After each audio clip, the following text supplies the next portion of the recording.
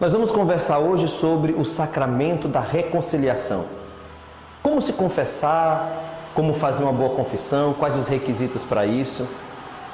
Nesse ano extraordinário da misericórdia, o Santo Padre tem nos pedido para recolocar no centro da vida cristã o sacramento da reconciliação. Vamos ver então como isso se dá e que graça especial poder receber o perdão de Deus. Nesse ano jubilar da misericórdia, o Santo Padre, o Papa Francisco, logo no início da sua bula Misericordiae Vultus, ele diz o seguinte: é preciso recolocar novamente no centro o sacramento da reconciliação.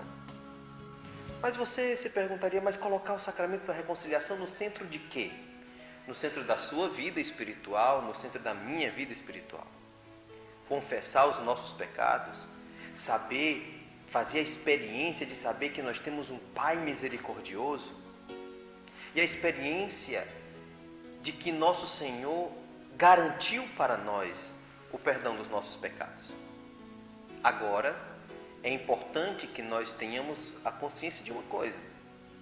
Para receber o perdão dos pecados, é preciso que nós nos aproximemos da confissão sacramental. Claro que o primeiro passo para a confissão sacramental, o primeiro passo para você ir diante do sacerdote e contar os seus pecados, e aqui eu queria fazer antes uma pausa, porque você pode se perguntar várias vezes, já pode ter passado isso pela sua cabeça, como pela cabeça de muitas pessoas.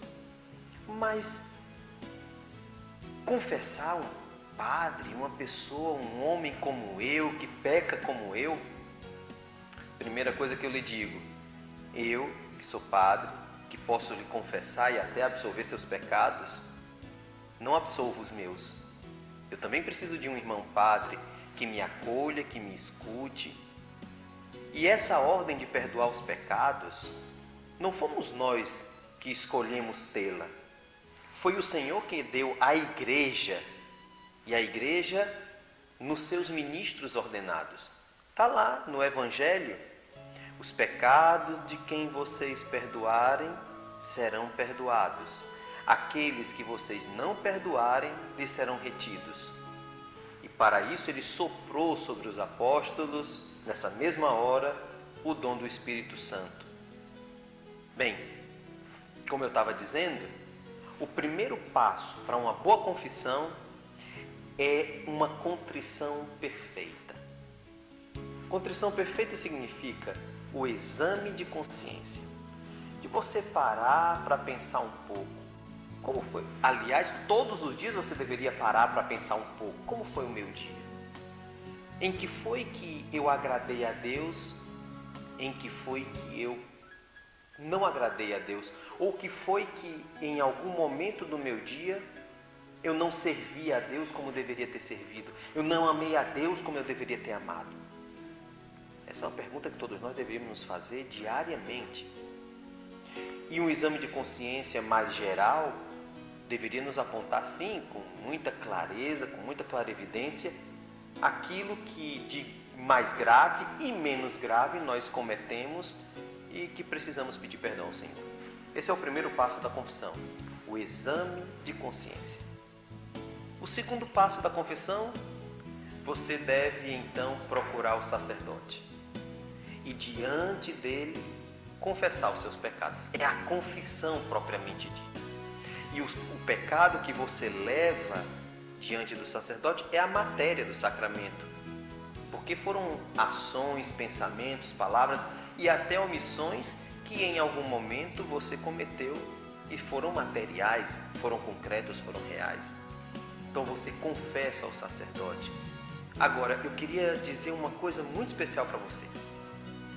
Quando nós vamos nos confessar, nós vamos para dizer os pecados que nós cometemos. E depois de quase 10 anos de sacerdote, infelizmente a gente às vezes chega uma pessoa, chega outra que ao invés de falar dos seus pecados, vai falar do pecado dos outros. O fulano fez isso, o meu marido fez aquilo, o Beltrano fez não sei o quê. E você o que fez? Ou o que deixou de fazer que possa ter ofendido a Deus? Esse é o segundo passo.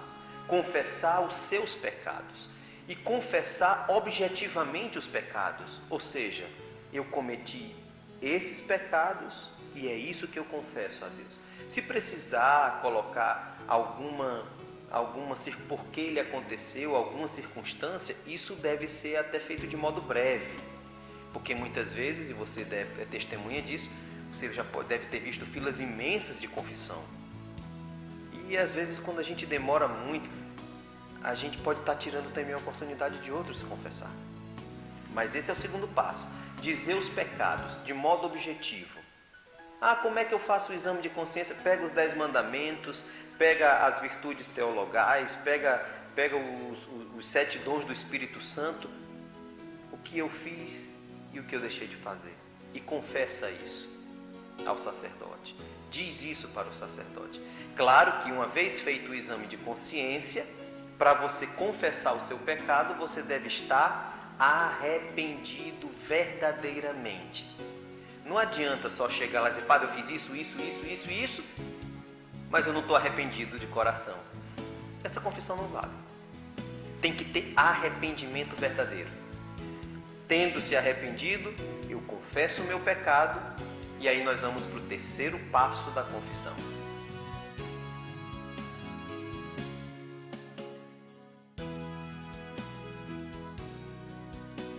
Bem, tendo feito o exame de consciência, tendo o arrependimento verdadeiro, confessado os seus pecados, agora o sacerdote, que naquela ocasião, em nome do Senhor, está ali para fazer o julgamento do perdão, lhe dará absolvição, se você está arrependido e demonstra esse arrependimento.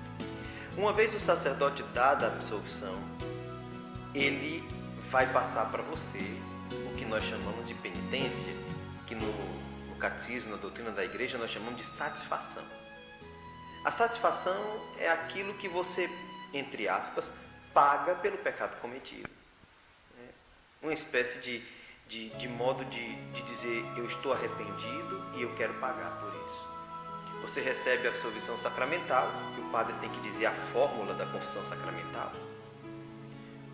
Feito isso, ele vai dizer, eu te dou por penitência que você colabore com os pobres, que você reze alguma oração, que você ofereça um sacrifício. E essa reparação se une ao último passo da confissão, que é o propósito de mudança. Veja, nós não confessamos por confessar. Nós confessamos os nossos pecados com o propósito verdadeiro de mudar de vida. Lembra daquilo que Jesus fez com a mulher adúltera, que foi levada para ser apedrejada? E Jesus disse para aqueles que queriam apedrejá-la, quem não tiver pecado entre vocês, que seja o primeiro a tirar a pedra. O Evangelho diz que um por um eles foram saindo, começando dos mais velhos. E no final, a palavra de Nosso Senhor para aquela mulher que estava ali humilhada, que estava ali sendo simplesmente despojada da sua dignidade e da sua vida, a palavra de Jesus, o bom pastor, é exatamente essa. Mulher, ninguém te condenou, eu também não te condeno. Vai e não voltes a pecar. É isso que Nosso Senhor está fazendo conosco no sacramento da confissão, no sacramento da reconciliação. Exame de consciência, arrependimento do pecado, confissão dos pecados ao sacerdote, a recepção da absolvição e aquilo que você vai ter que fazer como satisfação pelo pecado cometido, vem acompanhado, tudo isso por esse desejo imenso de não voltar ao pecado, pelo desejo imenso de uma vida nova, essa vida nova que Jesus deu àquela mulher adúltera, essa vida nova que Jesus deu a tantos quantos vieram a Ele, essa vida nova que Ele dá a todos aqueles que vêm a Ele no sacramento da reconciliação. Porque eu vou dizer para você uma verdade de fé, que você católico deve acreditar, porque é a sua fé que Ele diz isso. Quando você vem a mim, ou a qualquer sacerdote que seja, e você pede o perdão, e o sacerdote te dá o perdão, Não é a pessoa, o Rafael, no meu caso, que está te perdoando. É Jesus quem te perdoa por mim. É tanto que as palavras, quando eu digo eu te absolvo dos teus pecados, esse eu não significa o eu, significa Jesus que está agindo em mim. É Ele quem perdoa. O perdão é dele.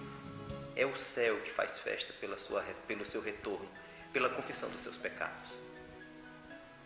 E uma última coisa que eu queria dizer sobre o sacramento da confissão. Você não deve esperar somente quando tem pecados graves para se confessar. Você deve confessar inclusive os pecados veniais. Essa era uma orientação muito clara que São João Paulo II, quando foi Papa, dava para os católicos. Confessar também ordinariamente os pecados veniais, aqueles que nós chamamos de pecados leves, né? E não só os pecados graves, mortais. Os pecados veniais não necessariamente nos tiram de modo total da comunhão com Deus, mas uma casa que fica suja, que não é varrida durante muito tempo, que pega aquele pozinho, aquela poeira fina, ela faz a gente adoecer. Quando a gente passa muito tempo sem se confessar, porque acha que tem só pecado leve e isso não é problema nenhum, a casa fica com aquele pó, aquela poeira que faz a gente ficar doente. E desse pecadinho, como a gente costuma chamar, a gente chega aos pecadões, chega aos pecados graves. E eu queria terminar contando uma historinha que aconteceu comigo.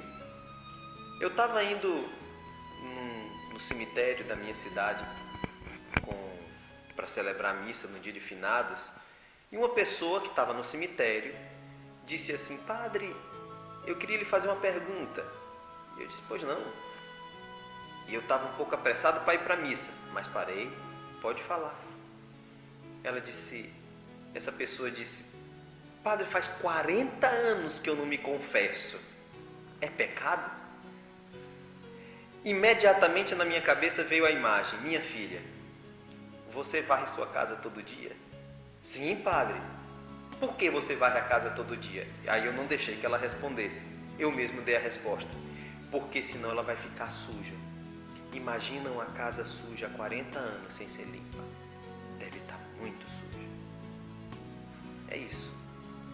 O sacramento da confissão, da reconciliação, é a misericórdia de Deus se derramando sobre você e sobre mim.